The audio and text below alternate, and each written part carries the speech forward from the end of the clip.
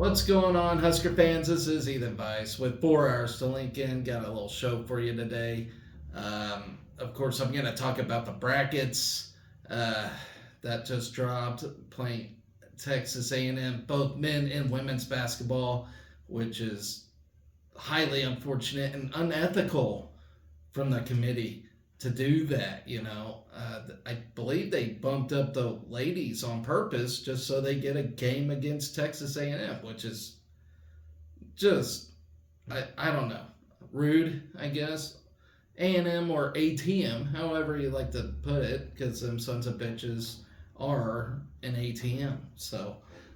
But that's who we got. Of course, people talk about motions running high and whatnot. Well, I gave it a day, and now I'm just like, you know what? It's another game. Let's just go out there and play basketball. Nothing you can do about it now, and you just got to play the game. So I'll talk about that. I'll talk about this past weekend. Beach volleyball has wrapped up their season in an unfortunate way, dropping that game to Texas and Long Beach State. They ended the season with a winning record, but of course, John Cook and company used beach volleyball season to just for extra practice for the actual court season, while other teams go off and play for championships and whatnot. So, not a bad season for the beach volleyball team, but unfortunately, they're just an exhibition team. They don't really play for anything. So there's that. We'll go over women's golf real quick. Kellyanne Strand claimed her fourth top 10 finish of the season, while Lindsay Teal added her second top 20 showing of the spring to lead Nebraska's women's golf team to an 8th place finish at Florida State matchup in Tallahassee.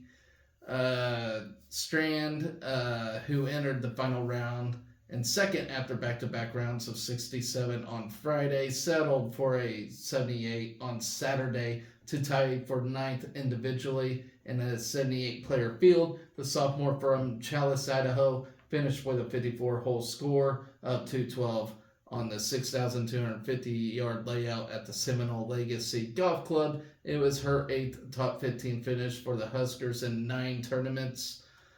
So she's having a pretty tremendous season, to say the least. Teal added a tie for 20th after firing Nebraska's best round with a 71 on Saturday. The senior from Wahoo, Nebraska, closed with a 3-round total of 217. Junior Mew Takahashi contributed a top 30 finish, managing a 76 on Saturday to finish in a tie for 28th at 220. With Strand leading the way, the Huskers closed the opening day of the 54-hole tournament in a tie for 5th in the 14-team field at even par, 576 after rounds of 284 and 292. The Huskers are trailing only top 25 teams to number 19 Duke, the hosts from number 20 Florida State, number 25 Georgia, and Baylor. The Huskers are tied with number 35 Alabama.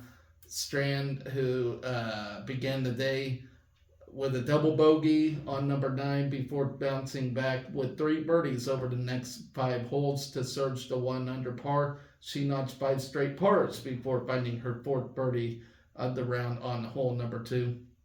After 3 straight pars, Strand ended the round on fire with 3 consecutive birdies on number 6, 7, and 8 to end the round at 67.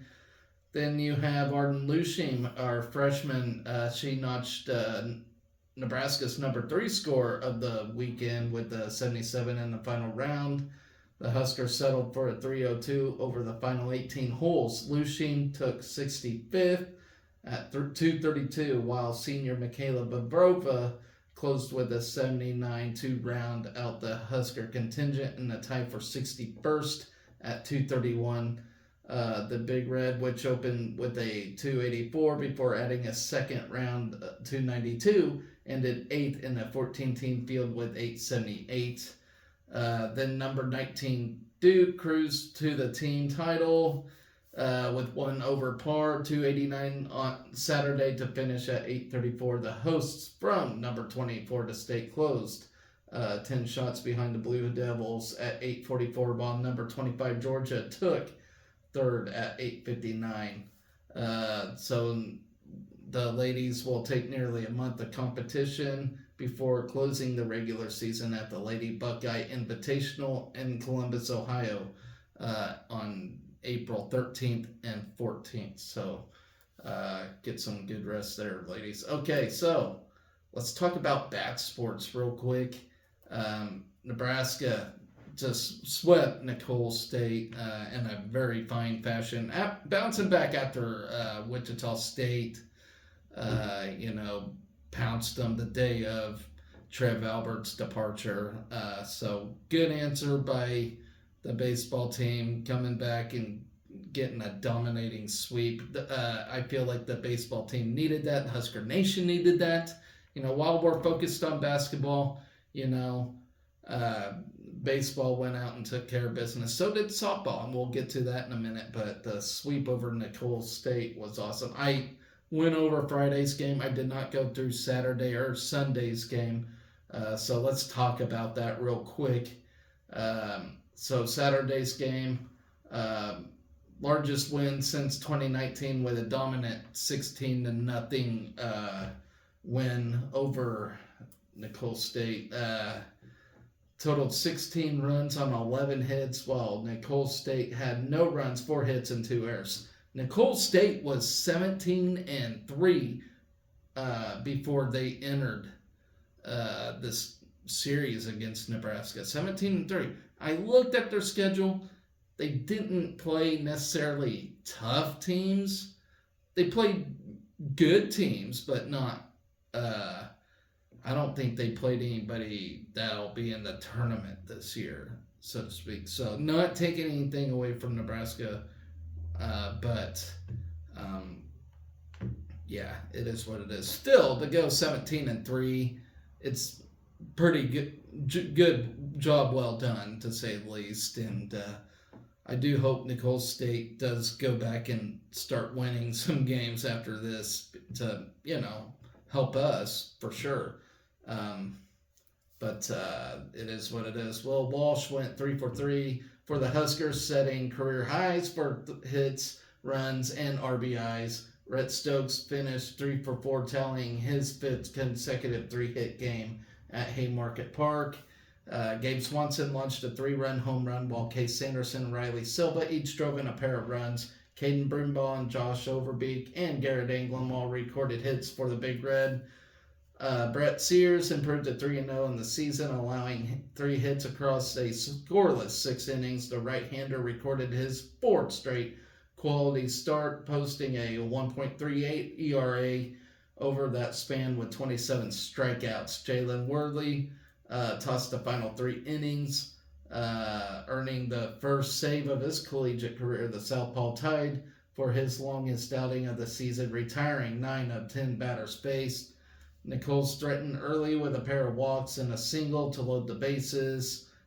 With 2 outs in the opening frame, Sears eluded the damage with a 2-out strikeout to keep the visitors off the board.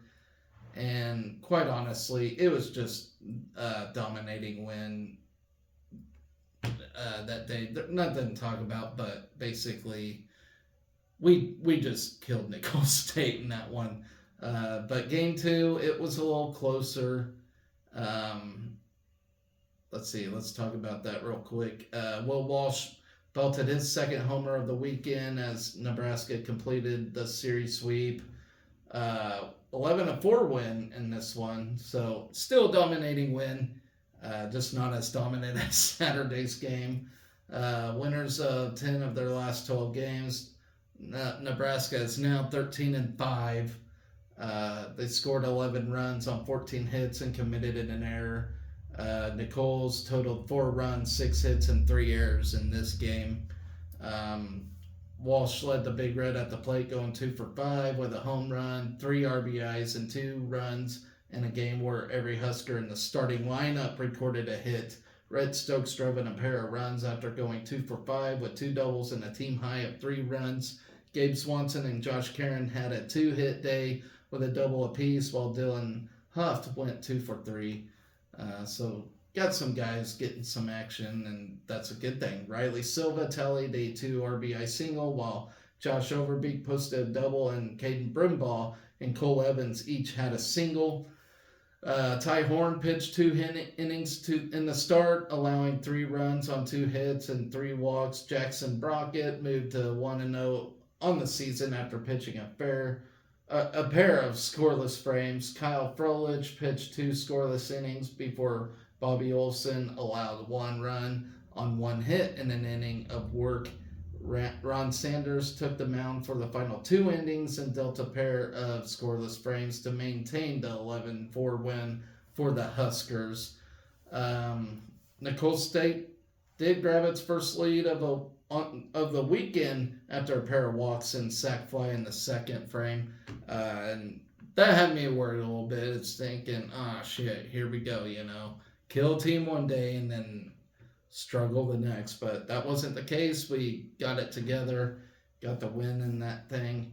A walk and a double set up McCray Kendricks' 2 RBI single to right center in the third, expanding the lead for the Colonels to 3-0. The Huskers burst onto the scoreboard with 4 runs on 5 hits and an error in the bottom of the fourth. Nebraska had runners on second and third with no outs after Evans' single and a double from Karen. Walsh cleared the bases and tied the game with a 3-run blast into the left field berm for his second round tripper of the series. Stokes reached on a fielder's choice and came around to score and give the Huskers a 4-3 lead in the fourth after the Colonels outfielder misplayed Huff's single, allowing the ball to roll all the way to the wall on the right. Evans drew a full count walk to put runners on first and second with 2 outs, setting up Karen's RBI single to right that played it over Beak and made it a 9-3 game through 6 innings. Sanders fired scoreless frames in the 8th and 9th inning to clinch the series sweep for the Huskers. That's all she wrote. Got the win and couldn't be any happier with that. So, staying on the topic of baseball real quick. So this is what our week looks like. We play a game against Omaha tomorrow. I'm not too worried about Omaha, but that's who we got. Then the following day, we got North Dakota State. I'm looking to see what else. New Mexico State on Friday, Saturday, and Sunday. So another busy week for baseball. Softball's got games coming up this week. I will actually talk about what's going on this week after I am done with the softball segment here. They got a win over Creighton on, I believe, Saturday it is. Scored in every inning of a 9-0 5-inning victory over Creighton. We ruled them, actually. On Saturday, the Lady Huskers moved to 15-12. So they looked a lot better, for sure. Scored 2 runs in each of the first 3 innings before plating 3 runs in the fourth. Nebraska pounded out 10 hits in the win, including 4 extra base hits and 2 home runs. Nebraska was 7 for 14 with runners on base in the game and 5 for 9 with runners in scoring position. Billy Andrews went 2 for 3 with a double, a home run, 2 runs scored, and 3 RBIs. Her home run was the 53rd of her career, moving her into a tie for second place on Nebraska's all-time home run list. Sydney Gray also went 2 for 3 with a homer, and she drove in 2 runs. Caitlin Caneda was 2 for 2 with 2 runs scored. Avery Bradwell, Samantha Bland, Malia Toms, and Bella Bacon all had an RBI in that game. Not to be overshadowed by the offense, freshman pitcher Caitlin Olinsky tossed the first complete game and first shutout of her career. Olinsky scattered 3 hits and struck out 4. Great job by her. Natalie Puccino was for just the second time this season, allowing a season high, tying 4 runs in 2 innings. Creighton fell to 16-10 with that loss. So just a couple of quick notes on This particular game posted our second run rule victory of this weekend and fourth of the season. Caitlin Olinsky posted her first career shutout and first career complete game. Billie Andrews homered in the second inning. The home run was the 53rd of her career, and that moved her to a tie. We got more on that here on the way. Give me just a minute. But that tied Ali Viola, who did that from 95 through 98. So it's been that long. The home run was Andrews' 10th of the season in 23 games. This marks the third straight season Andrews hit at least 10 home runs. Sydney Gray, I lost it. Okay, Bella Bacon had an RBI single in the third inning. Her sixth consecutive game with an RBI. So moving on to Sunday's game against Northern Colorado. I'm just going to go through quick notes on this one real quick. Nebraska won 5 straight games, its longest winning streak of the season. Huskers went 4-0 in the Big Red Spring Classic and 5-1 on the week. Billie Andrews hit a 2-run homer in the 5th inning. The home run was the 54th of her career, tying Nebraska's career home run record. Billie Andrews scored 4 runs on Sunday, becoming the first Husker to score 4 times in a game since Tristan Edwards against Pittsburgh on February 17th, 2019. Billie Andrews also tied her career high with 4 RBIs. 3 times in the first 4 innings, Brooke Andrews had a base hit to score her younger sister, Billie. Brooke Andrews finished with 5 RBIs, tying her career high. Brooke Andrews went 5 for 5 in the game, becoming the first Husker to have 5 hits in a game since Lizzie Rock had 5 hits against Illinois on February 24, 2006. Together, the Andrews sisters went 8 for 10 with 9 RBIs and 4 runs. Malia Toms had a double for her first career extra base hit. Caitlin Kaneda tied her career high with 3 runs scored in this game. So, very good weekend for bat sports, to say the least. Yeah. Okay, so moving on, folks. Sorry, I'm just trying to clear up space here. Okay, so basketball. As y'all know, they lost to Illinois in the Big Ten semifinal game. But hey, Illinois went ahead and won it all. Which, if I'm going to lose to somebody, might as well be the champion, right? So, Illinois, sneaky good team. They really are.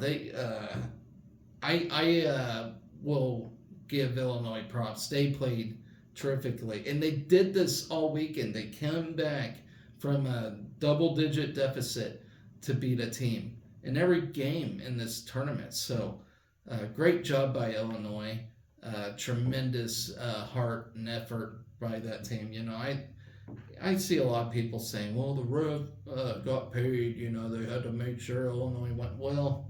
No, I'm not thinking that way. I think Illinois played a terrific tournament. They came back from deficits throughout the whole thing, got the wins, and is now Big Ten champion. So, great job by Illinois in this one. So, can't really hang your head after listening to a champ. We made a pretty decent run in the Big Ten tournament, and I'm proud of the boys. So, of course, there's people out there not happy we lost. I get it. I'm not happy we lost. I wanted to win that game. I wanted to win the Big Ten title. That's a banner, another banner to hang up. And so, of course, I want to win. But you know what? We got a bigger prize to eye for. I get it. A lot of people unrealistically don't think we got a shot, But you know what? We're in the tournament. And an 8 seed has won it before. It's an 85 Villanova team. And then 3 additional teams made it to the finals. So, maybe we can be the 5th. So, we'll see. But, of course, we got Texas A&M coming up. I'll get to that here in a minute. I will give my thoughts on that. Let's see. Bryce Williams scored 23 points in that game against Illinois, marking his 24th double-figure scoring effort of the 2023-24 season and fourth 20-point performance.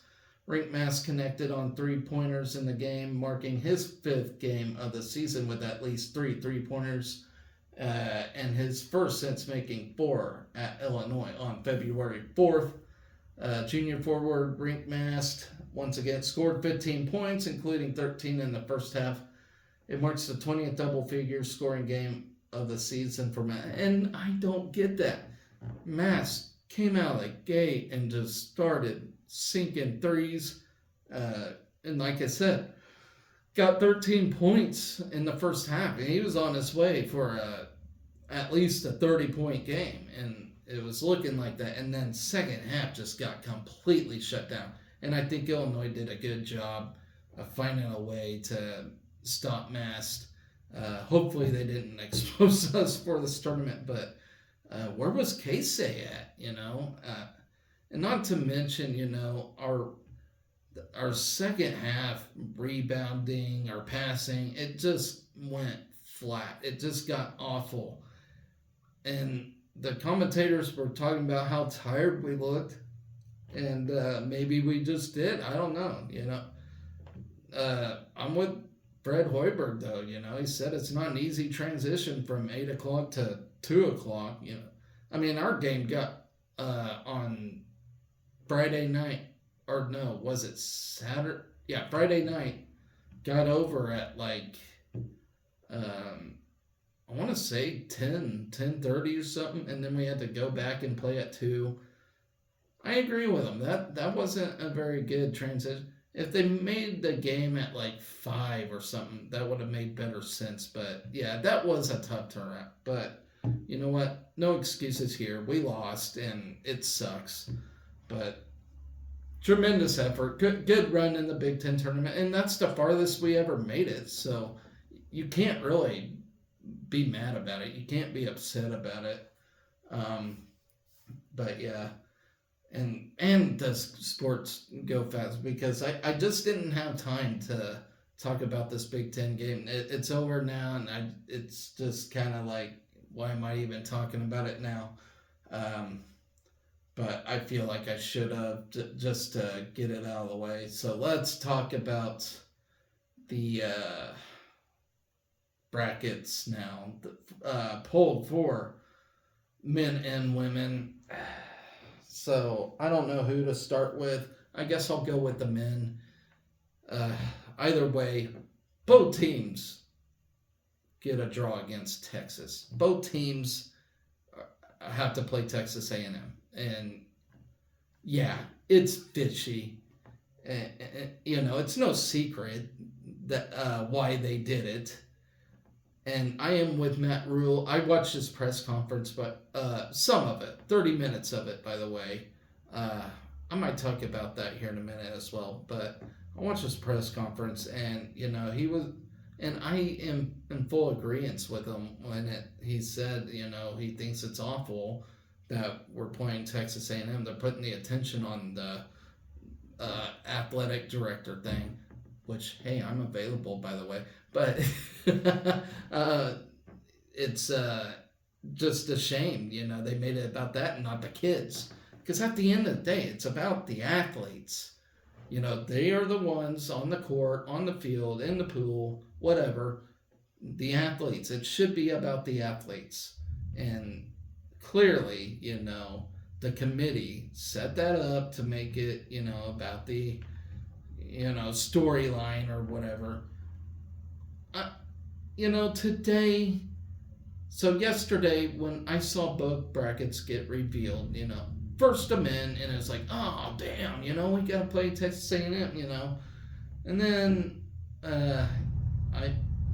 they started revealing the women, and, waiting with anticipation. I was thinking we'll draw an 8 seed. That's kind of where everybody thought we were going to be. I saw we were a 6 seed, and I was oh, all right, they got a little respect for us, and then, bam, right below us, they put Texas A&M. I was lost for words. I didn't know what to think. I'm just sitting here going, All right, we got a situation here, and Trev puts out his tweet. I actually tweeted him back and had some not so nice words to say. I kind of wish I didn't say them, but I did, and they're out there now. I own up to it, whatever. But yeah, he, had his stupid, silly little tweet, And I don't even get on Twitter, by the way, guys. I hardly ever do. But I just had to see what Trev Alberts had to say. And yeah. And by the way, did any of you see his introductory presser? Yeah, we shouldn't even be talking about this guy anymore because he is a complete tool. But here's my thoughts on this real quick.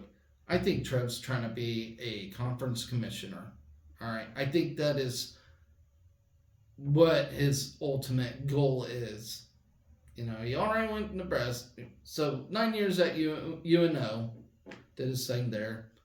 3 years at Nebraska, did his thing there, successful. Now he's going to Texas A&M. He'll probably be there for a few years or whatever until finally somebody resigns from a commissioner job or whatever, and I think he's going to go for it. I think that's his plan, and I think that's been his plan all along.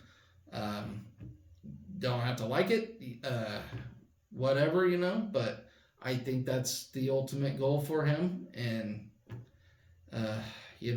play politic games, and yeah, the dude's a politician, and that's what politicians do. They lie and they get to where they want. So it is what it is. I hope we're all over it by now.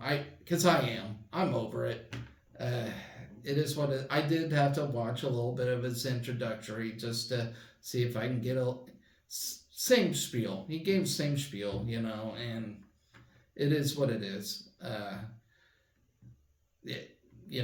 But today's presser, with Matt Rule, that was a more comforting press conference.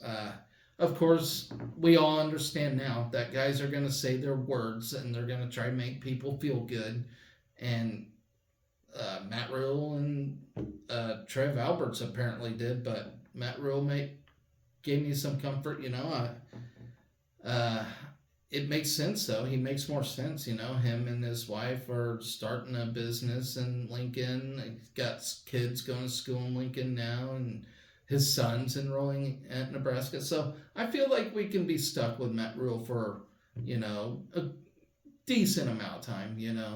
So he's more comforting with his shit than Trev is. But I'm getting off track here. I'm here to talk about the brackets, but I just kind of wanted to share some of that shit with you guys. But so yeah, we got the brackets. Men. First time in 10 years we're in the tournament. We get a draw against Texas A&M. I do have the Husker Athletic site version of this. I'll go through it real quick. There might be some notes in there. Of course, it says first time 10 years. We're 8 seed in the South region. I will say this, though, about the South region. I think it's a better draw than, all the other regions, I couldn't find a better path than the South region. And you know what?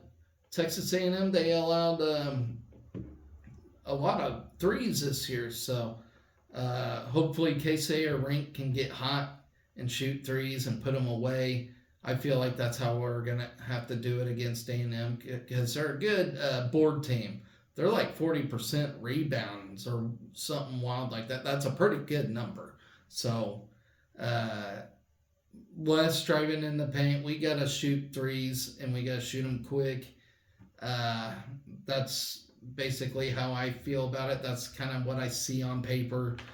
And it looks like we're a 2.5 point favorite in this thing, so they're expecting a close game. And I think it could be a close game, but yeah, we got to shoot hot and we can't stop. We got to keep our foot on the gas. So yeah, this is either going to be Casey or Rink's show. Uh, we might get some Juwan Gary. We might get some C.J. Welcher. But everybody's got to contribute. It can't just be one guy. Everybody's got to do their thing, and we got to play slick offense. We can't give Texas A&M a chance to, steal from us or whatever. Oh wait, they already did. But okay, I'm done with that. But yeah, we got to do a good job with possessiveness with the ball. The last game against Illinois, that was one of our major flaws. Rink Mast was very goofy with the ball. I mean, he typically is, but he was really bad about it on Saturday. He was the more noticeable one just because he's the bigger guy, but everybody was pretty lousy with the ball there in the second half of that game, and hopefully that gets cleaned up. We're handling the ball a lot better in the whole game. But I no doubt believe this group will be fired up, and I don't think they'll get too emotional or worked up over the premise of the game, over the storyline, which would be great because we don't need to get all emotional. I feel like if you're too emotional when you're playing, you get caught up and you screw up a game. So can't get all worked up because you just can't. You can be fired up, but you can't be emotionally worked up and fired up in that regard, if that makes sense. So I do expect us to play a pretty good, clean game and get the Huskers their first tournament victory ever. I've been anticipating this my whole damn life. I'm 35 years old now. I'm 35 next month. Haven't ever seen it done, and I'm anticipating that this is the week it's going to get done. So give me Nebraska for this one. Let's see. Nebraska's 23 wins are the most since the 90-91 season and the second highest total in school history. Nebraska finished tied for third in the Big Ten with 12-8 mark, as you all know. Best conference finish since 92-93 and comes off a Big Ten semifinal appearance. This will be the fifth time that Hoiberg has taken a team to the NCAA tournament. He guided Iowa State to 4 straight NCAA appearances since 2012 and 2015. But yeah, let's see. Texas A&M, they're 20-14 on the season. They lost to Florida in the. I don't know how that came out. Okay, so they lost to Florida in the SEC semifinals on Saturday. Nebraska leads the all-time series against the Aggies, 12-8.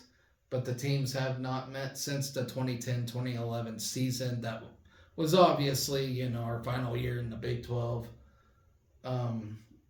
So, yeah, obviously, if we win this one, we'll face the winner between Houston and Longwood. Obviously, I'm pretty sure Houston's going to put that one away. But I like our chances against Houston as well. So, who say we can't make a run in this thing? I believe we can. And it's not really clear who the best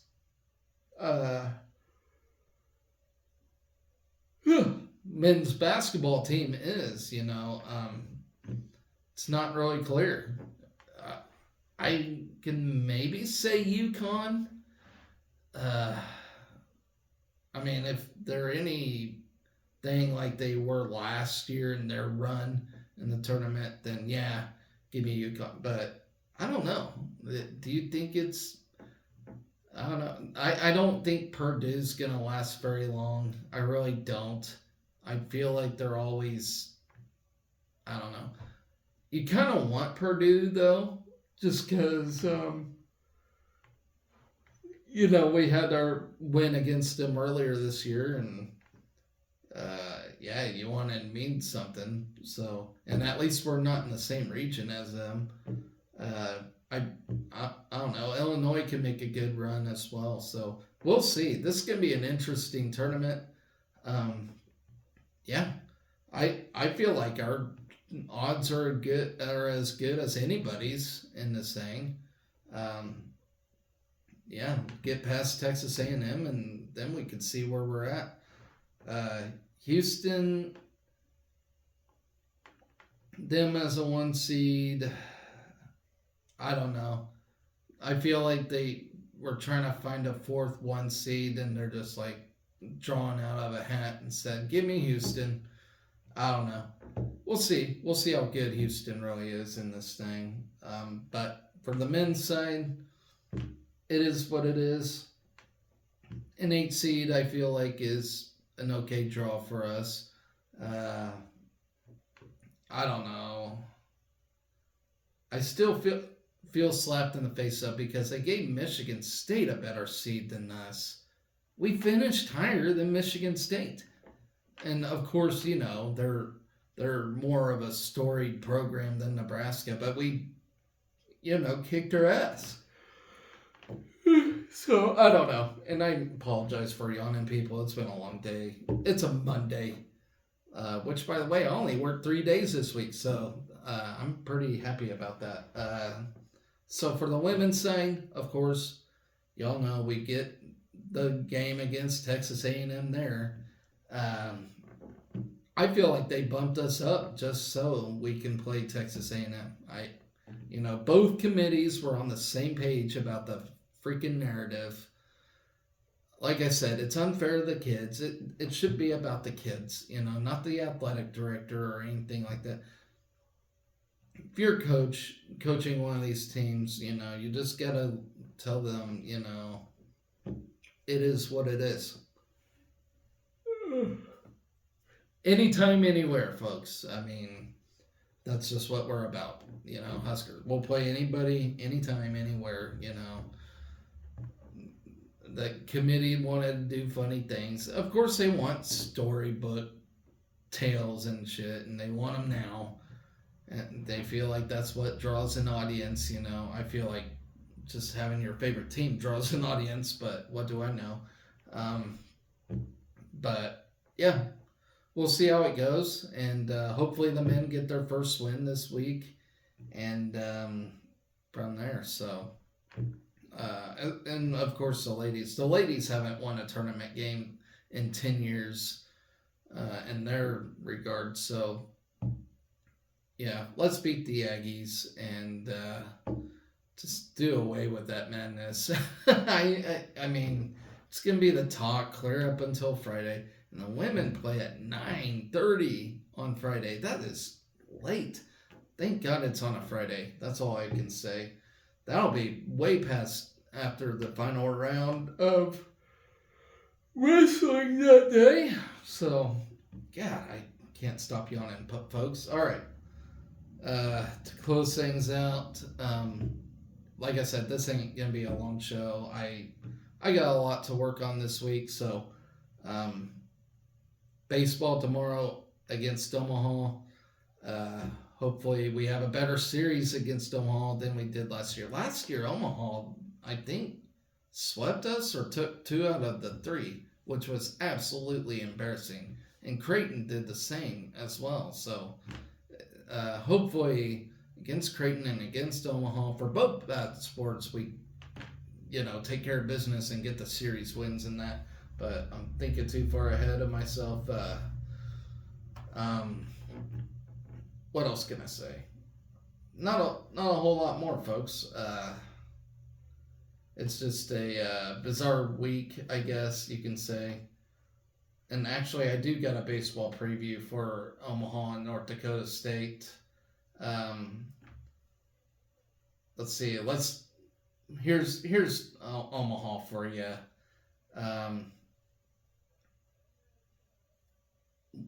77 all-time meetings. The Huskers hold a 63-14 advantage over Omaha.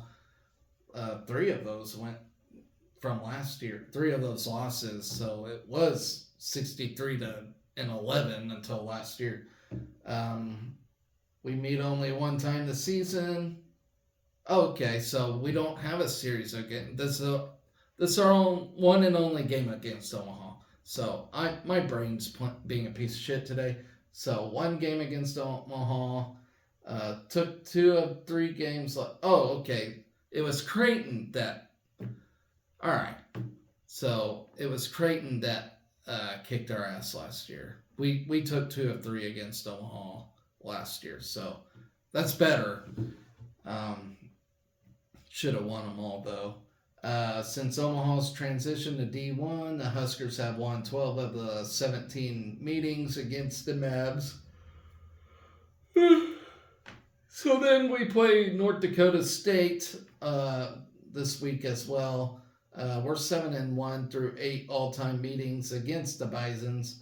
Are they okay? The Huskers won the first 7 games until North Dakota State came away with a 6-5 win in Lincoln on May 3rd of last year. Prior to the matchups in 2022 and 2023, the two teams met last in a doubleheader in 2005. So we got the baseball preview underway. We still got a lot going on this week, folks. So just baseball tomorrow. On Wednesday, you got women's basketball in the well, no, you don't. You got the first 4 for women's basketball. Softball takes on Omaha. Swimming and diving goes to the NCAA championships. Wrestling starts this week as well. That's why I'm taking Thursday and Friday off so I can watch wrestling and be here to talk about each session. So stay tuned for that, folks. That's going to be a lot of fun. I'm excited to share all the wrestling action for you. If there's one thing I'm good at on this show, it's talking about wrestling because I know my wrestling. So I will be here for all 3 days of that, and I will go through each session with you fine folks. So, of course, swimming and diving, I talked about that. So it looks like the women play on Friday, same as the men. Women's tennis takes on Northwestern on Friday. Softball takes on Illinois. Already starting conference competition. Men's tennis starting conference competition as well against Michigan State. Baseball on Friday takes on New Mexico State.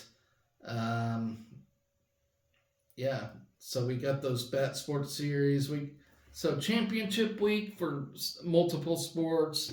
It's going to be a lot of fun. So I'm here daily for it. I will talk about all the action. So, yeah, the show went a lot longer than I wanted to. Hit that subscribe button, if you will, guys. If you want the show to run a lot longer. So, with that, guys, I am freaking tired. It's Monday, so be excellent to each other. Go Big Red.